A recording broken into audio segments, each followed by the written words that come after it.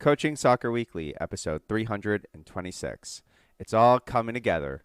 Entertaining, educational, and inspiring soccer content to help make you a more effective coach, player, or soccer parent. Hello, and welcome back to Coaching Soccer Weekly, presented by World Class Coaching. My name is Sergey Rabinovich, and this is the podcast devoted to bringing you cutting-edge methods, techniques, and tactics for coaching soccer. It doesn't matter if you're an experienced coach who has been training teams for many years, or if you're new to coaching and working with a team for the very first time. There's something we can all do to take our coaching to the next level. We are in the full swing of outdoor season. It seems like whenever I have that first weekend of coaching all the teams, which I did this weekend, we had 4 different games. So whenever I have that type of weekend when I can see all the teams play, it just feels like we're right into the season. And that's what happened this weekend. We had 4 games. They were spread out evenly, so I was able to go see all of our teams play. And everything is coming together. You know, there is some stuff that we really need to work on, and I'll talk about that. But you can tell what our identity is as an academy. And what's great is it looks the same in every age group. The younger, obviously, players, even though the 2013s, which I'll talk about a little bit later on, they did really well. But obviously, they're making more mistakes, and the 2010 team are really keeping possession. I did yesterday, Monday, we do our online sessions, and I actually recorded it and put it on YouTube. So I'm going to start doing that. I'm able to do that now because, to be honest, Manchester City isn't playing anymore. The season's over, so there's no copyright issues because we're not watching back any Manchester City games. So I can do the full hour of just analyzing our games, which is really great. So now I can upload it on YouTube. So I recorded it, uploaded it, but there was a stretch of, I think there's 20 to 25 minutes of me talking, and the other team with our 2010 gold team never even came into our half. And I'll talk a little bit about why that was and once we go through every single game. Or let's start with the 2013. So the 2013 is built from 2 different teams, essentially. Half of that 2013 team is made of 2013-14 players who were on our 2012 indoor team. And that half of the team is at a very high level. And then there is the other half of the team that are brand new, that a lot of them, this is their first ever season in outdoor sports, outdoor soccer. And now they're coming into a really competitive environment. And it's just, it's a lot, right? Because it's their first time. So what I did was something very different this weekend. I actually split it into 2. So I had the 2013 that played last year all in one shift, and then the new players all in the other shift. We ended up playing the club that I call the hockey club, that we played in outdoor, the big, strong players. It's a very different team as I thought it would be. Different coach, really nice guy, who probably I wasn't so nice to him, if I'm being completely honest, just because of the I wasn't sure what I would expect, but he was a really nice guy. And the team that we played against was really players that have never really played before, I would think. They had some good players, but at the end of the day, we were the much better team. So the game went as I thought it would. When our 2013, let's call them last year's squad, was on the field, completely dominated possession. They had no chances, no nothing for that whole game. We kept possession. I would say the 2013, that team probably had the most possession out of all our teams this weekend. And they probably played the most possession-like style that we had. They did really well. And then the other shift 2, I guess we'll call them, they struggled, and they got a lot of goals conceded against them. But that was to be expected. And it was really a completely two different games, you know? So it was really interesting to see. And there's a lot to work on with that second squad, but that first squad is at a really high level. And the question is, should I keep doing that? Should I keep separating them? And for me, I don't know the answer to that. I think the pros for that is keeping them together has them playing at a high level. But I think if I integrate them together, it'll help bring some of the newer players. That's kind of that argument of, you know, not separating the two teams. But I really like the fact that I can separate them. You know, maybe I'll do that every other game or something like that, depending on who we're playing against. I think next week we're playing a pretty good team, so we'll see how that goes. But at the end of the day, I really liked the idea of separating them. I also have another coach with me, so what we could do is when the A squad, let's call them that, the first squad is off, I could coach them and kind of give them pointers, and he can focus on that second squad, or we could do it the other way around. So lots of options there, and we'll see how the season goes. Our second game is our 2012 team, and I think our 2012 team has been very unlucky so far. They've played this game, which was we shouldn't have played a team that good in Tier 2. So I still thought we were the better team. I think actually possession was pretty even, but we made a lot of mistakes in the back. Our defense throughout the whole academy needs help, and that's what we're going to start to focus on a little bit more. Our offense is absolutely fantastic. We're keeping possession, and we're moving the ball really well. We're getting lots of chances. We're not finishing, which is another problem that we need to fix. And now the focus is really going to shift on defending, and I'll talk about how we're going to do that as well in our 4v4+4 or in our other session with the younger kids as well. So I thought it was really frustrating and really took the point out of being in Tier 2 when you have a club of their caliber who just kind of goes into Tier 2. You know, his excuse was it's a rebuilding year, but the players walking in, they were gigantic, they were strong, they were big, they were fast. It just wasn't a Tier 2 game. That was a Tier 1 game from both teams. And for me, I put us in Tier 2 simply to keep possession, and it defeats the purpose of that. So I was a little disappointed with the opponent, but considering the opponent, I thought we played incredible. I mean, we kept possession as much as we could. I thought we were the better team, and our only problem was, again, the defending. And the reason the defending is a problem was because our two defenders who were there, who are our primary defenders, they didn't play in the indoor season that much.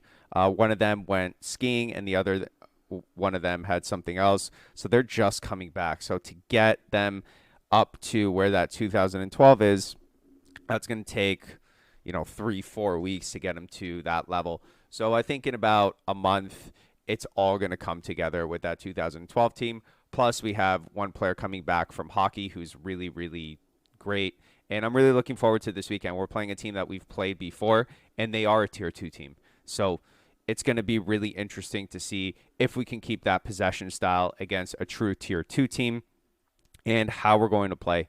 I think we're going to do really well. That new player coming in is really going to help us in our attacking and in getting more goals and converting more chances, which is an issue we've been having. So I think that's going to be really great. Before we talk about our 2010, I got to thank our sponsor today, VO.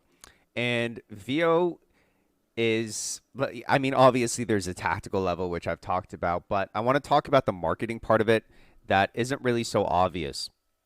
So what I love about it, the software, is this past weekend, for example, I had 4 different teams, and that is probably 5 to 6 hours of video to go through.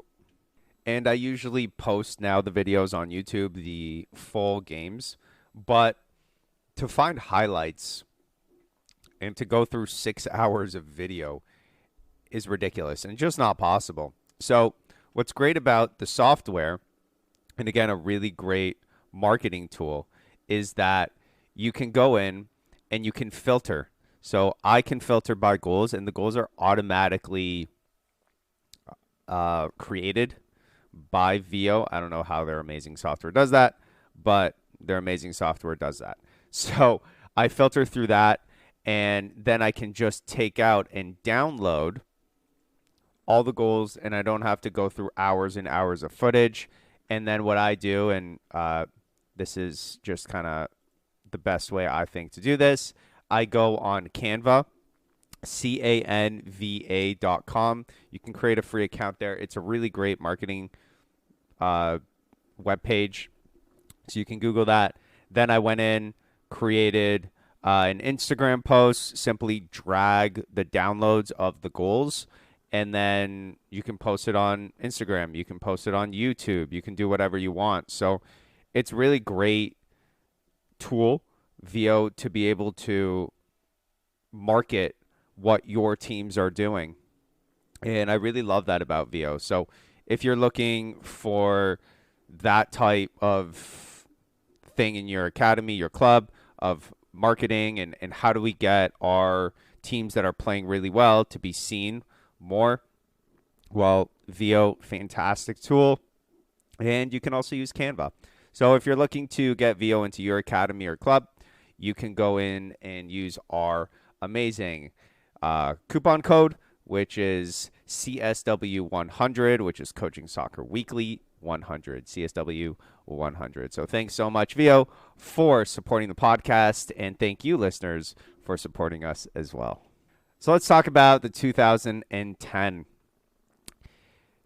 Last week, I spoke a little bit about what this was going to be, and this was going to be the first community weekend for us. So what is a community weekend? It's essentially having all the teams in the age group in the league play in one facility or one park. So all 2010 teams, every single one, tier 2, tier 1, boys, girls, whatever it is, they were all there, which was about 300 families. And overall, it was really, really, really disappointing. Really disappointing the way it was run. And I'll tell you why. There were two factors that made this very, very disappointing. One, which was not something that I ever thought about, was parking. I get to every single game super early. So for me, it wasn't a big deal, but there were 5 players from the other team that were late simply because they couldn't find parking. We had parents who had to park, well, majority of the parents, because I would say there was only 50 parking spots. The majority of the parents, 250 families, had to park illegally, and about 250 families got tickets for parking, for having to park outside the parking lot, right? And officers came in and just kind of ticketed everyone. So terrible planning to have everyone, 300 families, and not account for parking. That's something that should be accounted for. That was the first issue. The second issue was the size of the field. The size of the field that we played on was smaller than the 7v7 field. So we're playing 9v9, and it's in a super small field, right? I would say probably it would be kind of on the fence of a 7v7 field. So super small. And we played 2 teams that we both played last week, actually. We just switched. So the gold team played the team that the black team played, and the black team played the team that the gold team played. So it hurt us, and it actually, I thought, helped us. So from that point of view, it was kind of, it was okay. But from the way that we want to play, which is possession style, and we really like to use the space to our advantage, there just wasn't a lot of space. I don't know how we were still able to keep possession in both of those games, but again, with the style of play that we have, and I think the training in small spaces, which we do with our 1v1s, 2v2s, 1v1s plus one. All of that is done in a really small area. So I think the players were okay. But had it been in a true 9v9 field, I think this would have been two completely different games. So let's talk about the first one. The gold team played the weaker team out of the two, the team that our black team beat 3-1 last week. And we got off to a flying start. We were up 3-0. As soon as we hit that 3, I brought the players in and I said, listen, let's start to focus on possession a little bit more. And that's when the game changed. We started trying to focus on possession a little bit more, and then we got a lot more goals conceded on us. Ended up tying that game 3-3. But that's to be expected considering there wasn't a lot of space. So keeping possession made things a lot tougher. Having said that, though, for about 20-25 minutes, they didn't even get into our half. And to be honest, the reason was our center defensive mid. Our center defensive mid is absolutely incredible. She is playing a year up with the boys, and the way she is able to understand where she needs to be is just at an insane level. If you go and you watch the YouTube meeting from yesterday, you will see that it was a stretch of about 15 to 20 minutes that we watched of that 2010 gold game. And every single ball that was won by her. It was either her cutting off a passing lane, winning the ball, her battling one-on-one. And she was always able to be involved in the game.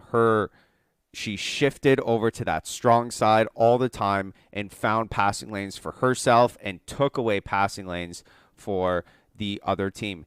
And it's absolutely incredible to watch. If you have some time, I would go back and just watch that part. If you want to look at that and how we analyze that, it's about 30 minutes into the video. So just fast forward into 30 minutes and you'll be able to see every single goal kick she won, every single pass into the middle she won, every single time we needed someone to be there to support our attacking mids or our forward or our defense or our fullbacks.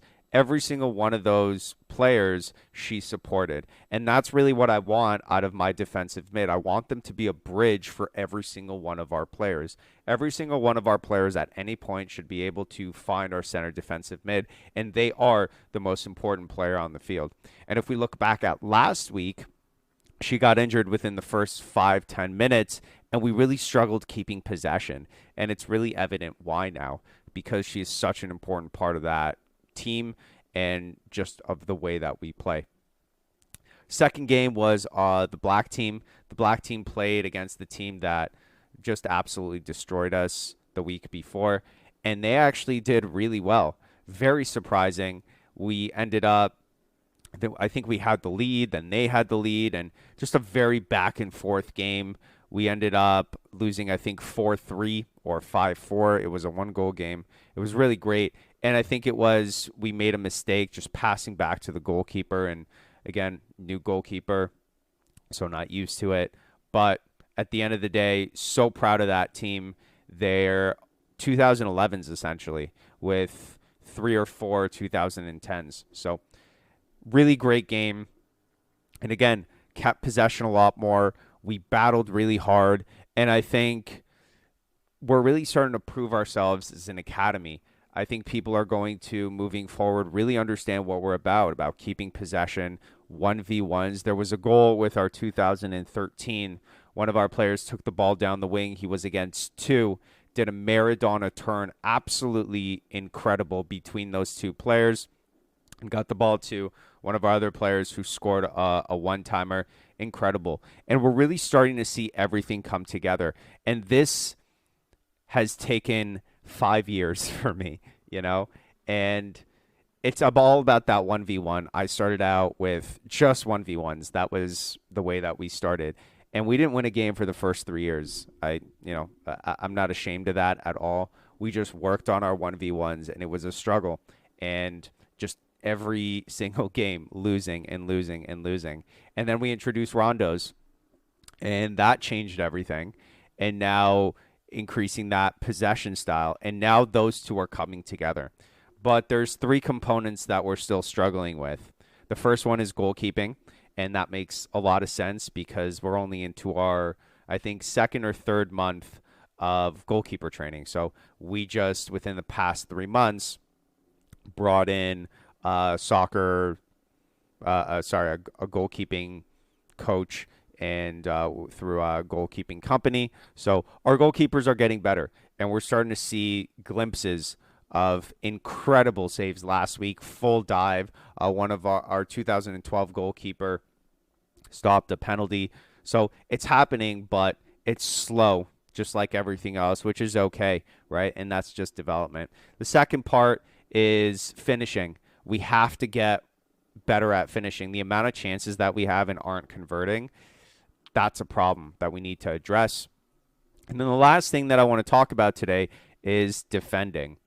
Because of our possession style, and this is something that Manchester City and all the top possession teams struggle with too, losing the ball and getting scored on the counterattack and how to prevent that. So today, I'm going to be talking about how to prevent those counterattacks and what we need to start doing better on defense so that we don't get scored on. So let's talk about the situation, because we first have to understand the situation of how we're getting scored on in the counter so that we can address it. So here's what it looks like. The ball is on, let's say, the left side. Okay, so that's the strong side now. The left side is the strong side. And let's say the ball is with the winger, right? If we're playing a 2-3-1, it's with the midfielder on the wing. Or if we're playing in our 9v9, it could be with our fullback or with our attacking mid. So either way, what's most important is the ball's in the wide space or the half space in the left side. The other team wins that ball. Because they win that ball and we're in an attacking situation, the two closest defending players are usually the strong side defender, and that's kind of it. So if that strong side defender is closest to the ball, a lot of the time they're going to push up to try and win it, because either the fullback or the attacking midfield either one of them just lost the ball, so they're behind the play, or they're just ahead of the play anyway, right? So usually now when the other team has that ball in transition, the player closest to the ball is that defender, which means that as they shift, the other defender has to shift as well into the strong side. And now if the other team is playing with 3 attackers, which we've played against before, now what we have is a 2v1 in our weak side. And that's really where we're struggling. I'm not really worried about the one-on-one defending because we're really great at one-on-one defending. The other thing is, too, what I've noticed with the older teams, the way that I've had the teams is our fullbacks are usually traditionally players who have played defense for us. So when they're playing there, we don't usually get a lot of goals against us because they're more of defensive. They have more of a defensive mindset.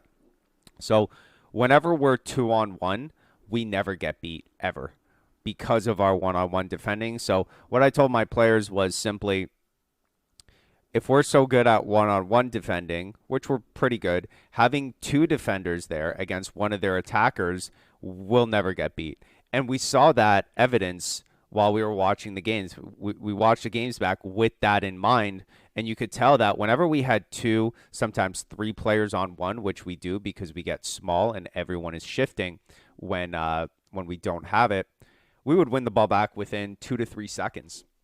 So it was the times, especially with the younger kids, where we let the attackers behind us because there are no offsides, or with the older kids, it was usually a mistake in the back. So the way that we fix that is we need a safety. We just need someone back there in case we make a mistake. So here's how we're going to change that in our 4v4+4, which I spoke about last week. 4 players on the outside against 4 players on the inside with 4 neutrals, 2 defenders, 1 center mid, and 1 attacker.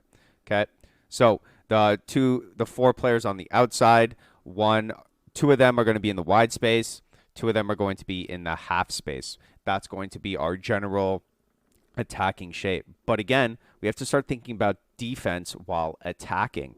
And the way that we do that is the weak side players have to go behind and in line with the next defensive line back. So here's what I mean by that.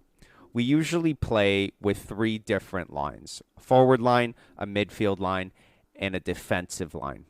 So if I am in the forward line, which would be our attacking mids that go into the wide space and act as wingers in our 9v9, or it's our forward with our 2-3-1, or it's our midfielders in our 2-3, or it's our defenders, right, with our 2. And with our 9v9s, it would be, let's just go through them. It would be our forward line, which I mentioned, our midfield line. When we have that ball, that would be the center defensive mid in the center space, and then the two fullbacks, they're in line with that center defensive mid, and then our last line is the defensive line. So the weak side players have to shift back 1 line. So in our 9v9s, if the ball's on the left side, the right side forward, attacking mid, who is acting as a forward winger when we have it, they need to shift back into that midfield line. Sorry, not shift back, support back into that midfield line on the weak side only. So the strong side still stays up. The weak side then drops, which means that our fullback, who is traditionally supposed to be in line with that midfield line, drops back to that defensive line. So they drop 1 line back from where they are. And what that's going to do is that's going to give us cover so that when our players shift, when we lose the ball and that defender goes and confronts the attacker, we now still have 2 players in the back that can cover in case they get beat or in case they try and send a through ball. We have 2 players to go against. And that's going to be something that we're really going to work on. How do we have a defensive attacking shape in possession? So it's got to be think about the defense even while we attack. So that's really what we're going to be working on this week. So we're going to be doing that 4v4+4. And then with our 7v7 teams, we're really going to work on that half game where we're playing 7 against 7 in 1 half, or 7 against 5, depending on the number of players, or 7 against whatever. And then really working on that attacking shape and making sure that our weak side players are all moving 1 line back. The other thing is that's actually really, really good for the attacking part of the game. So let me give you an example. Let's say the winger has the ball. If I'm an attacker and we're in that final third and I'm already in that attacking line and that ball comes up, usually it doesn't give me much space between the goalkeeper and where I'm standing. However, if I start further back, it's going to bring the defender back with me because defenders usually stay close, right? And if they don't, then that just gives me space in the back to receive a ball that would be switched on the ground. Either way, that's fine. So if the defender comes with me, it's going to open up more space, and space equals time. So it'll give me more time to have a cross. So when that ball comes in, if I create more space between the goalie, I can create more time for myself to receive that ball in more open space. I hope that makes sense. I know that that's a little bit confusing, but essentially the closer you are to the goalkeeper, which is usually what we see with teams, and I actually saw this weekend, talk about that in a second. The closer I am to the goalie, the less time I have. So let me talk about that. So I went to go watch my coach, the practice that they had, and they had a session going on where they were focusing on crossing in the final third. They play a 4-4-2, so they had 4 attackers against 4 defenders, and then they had two attacking wingers that no one could penetrate their space. So the attacking or the defending team couldn't go into their space. And they would just pass the ball down the wing, and they would cross it 100 times. And what would happen is the ball would be with that winger, and right when they're crossing it, there's about 100 players inside the box. And at that point, you're taking a gamble. You're going maybe a 20% chance of scoring that way. I would even say less than that. And to me, that doesn't make a lot of sense. Now, if those players didn't go in altogether, and they actually waited at the 18-yard box and gave themselves more space to run in and create that space between the goalkeeper, that would give them more time to receive better balls inside because there's more space. So instead of having 50 players start inside or 8 players inside the box, if you just have one player start in the box and everyone then is running in to meet that ball, it increases your chances of scoring a lot more. So for me, I watched that and, I didn't say anything, but I thought that they could have improved it that way instead of just kind of blindly, kicking at a wall is what I tell my players. Why are we just kicking at 100 players? That makes no sense. Reset, get everybody out, open that space, and then cross it in. So that's what we're going to be working on this weekend. I want to talk about last week. I spoke about how I used VO and figured out how building out of the back, how I did it completely wrong. This week, after the shift that I made, which was having my fullback go into the wide space, completely different teams, by the way. So much possession, even in a small, tight space. And we could see that playing against the team that, frankly, last week, we couldn't get out of the back. We got out of the back pretty consistently against them, and it was our 2011s playing against them. So I think that made a really, really, really big change. The idea of whatever third the ball is in, you need width for it. And I think that's where I really just didn't understand that concept, or did understand, but just didn't see it. And it took seeing it in the game to say, okay, that's what we need to change. And we changed it, and it worked really well. So right now, I think we're at about 60%. I think 30% of that is being able to keep possession. I think 30% of that is our 1v1 ability. And then the 40% now that's lacking is, I would say, about 10% goalkeeping. I would say about 10% finishing and 20% defending. I think if our defending on those, what I spoke about, if we can get that weak side to drop back into that safety, I think that's really going to help us not get scored on a lot.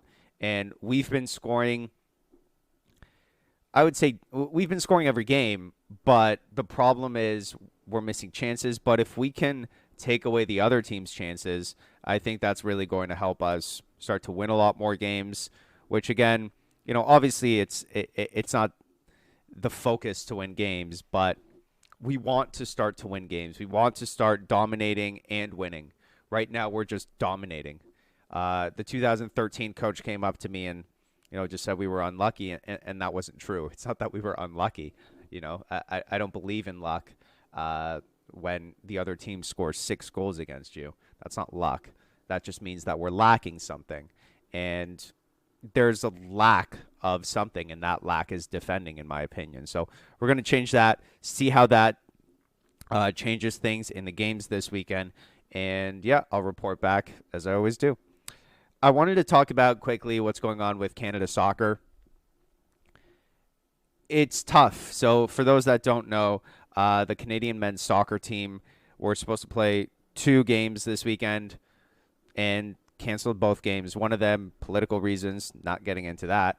But the second was the players wanting more money, essentially, and to be treated, with the, I want to be very careful with how I say this, but they wanted to be treated with the respect that they deserve based on where they're at right now. And here's what I mean by that. Up to, before John Herdman, the Canadian men's national team never really did much. We didn't go to the World Cup. Sometimes we would get, close to the U.S. or Mexico, but those games they weren't games that we were winning. And when he came in, we started winning those games, and now we're going into the World Cup and we're performing at such a high level, and it happened so quickly that Canada Soccer just hasn't had the time to catch up and get their finances together. So essentially now the players are in a situation where they're at a very high level, getting paid what they used to get paid. And that doesn't really make sense. And again, we're just talking about the men's right now because the women have been at that high level for a very long time. So they refused to train and play against Panama until that would be changed. And I completely agree with them. Look, I don't want to say how important these people are and how tough their jobs are, but for a lot of these players, who are playing at that elite level, they don't get a break. And it's very hard on the body. I mean, I played in a pickup game on Thursdays, which is now something fun that I'm doing every Thursday.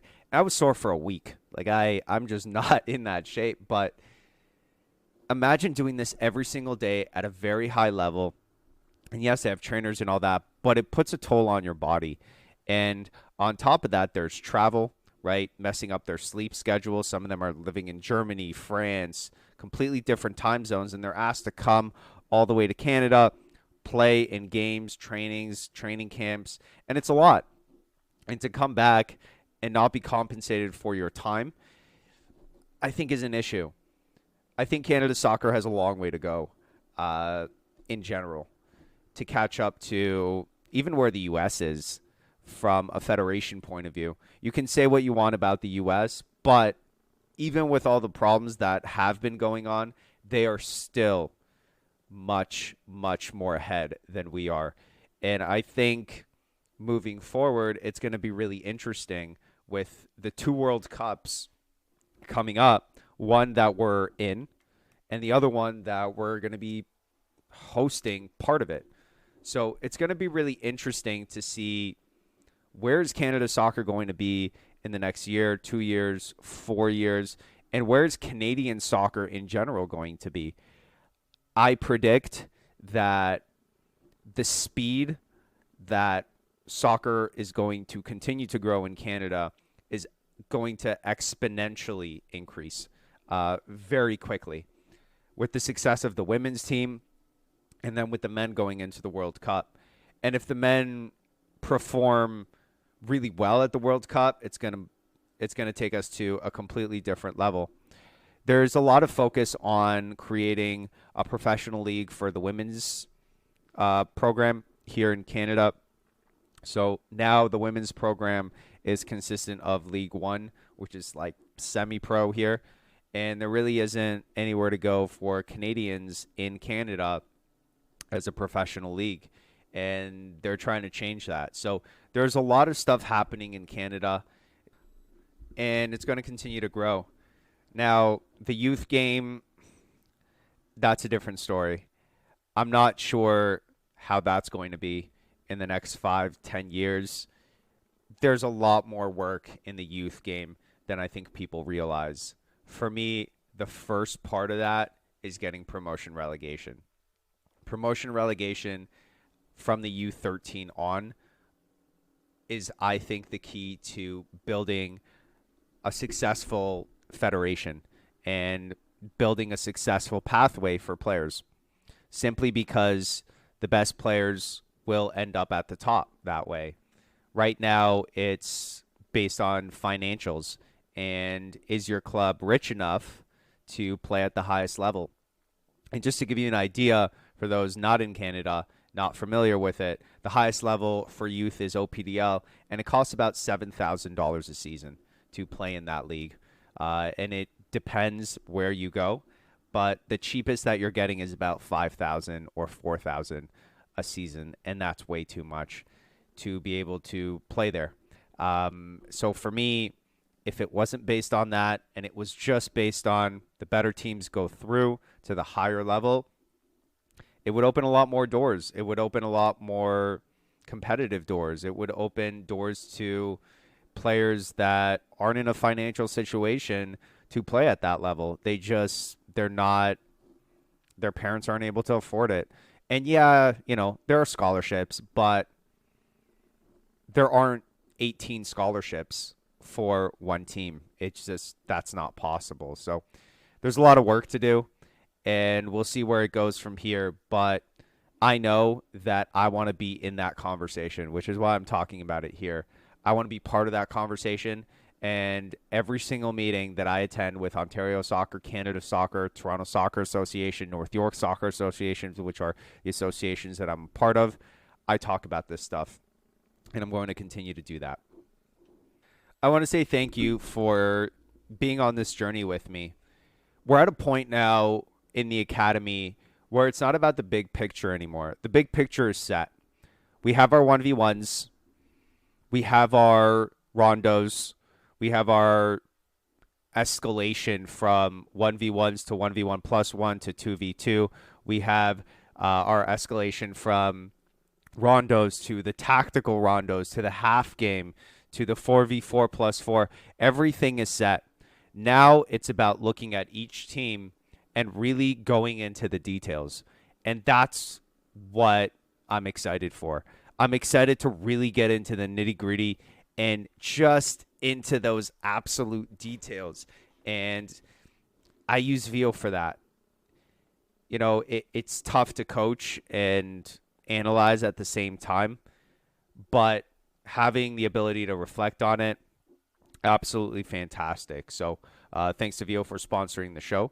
And moving forward, most of the stuff that I'm going to be talking about is going to be that small detail part of the game that is going to take us level by level to a higher and higher level, right? And just getting to that point where we can start to play in tier 1, getting into dominating tier 1 games. That's going to be that next level. So moving forward, I'm super excited for that. I think there aren't other podcasts that do this. There's a lot of really great ones that talk about news and, coaching and stuff like that. There aren't even that many with coaching, which is something that is really unfortunate. But I'm really excited to dive into a very detailed part of the game in the youth game that I don't think is talked about enough out there. So be excited for that. That's going to be what we're going with moving forward. But a lot of it is going to be analyzing the game, talking about the games, because I think that's what we have to do as coaches. We have to really start to analyze our games at a very high level. And if we can analyze our games at a very high level, great. And that's why I talk about the games for a lot of the podcasts, because that's where the ideas come from, that's where the issues come from, and that's the problems that we have to solve. Thanks for listening to another episode of Coaching Soccer Weekly. Next week, I'm going to switch gears a little bit and talk about what we're doing with the younger kids a lot more. So I'm talking ages 5, 6, and 7, and maybe some even 8-year-olds that are beginners, because I haven't talked about that in a long time. So I'll switch gears for that. I'll also only be at 2 games this weekend, our 2013 or 2012 team. Our 2013, we're playing a team that I've never played before, so not really sure what to expect.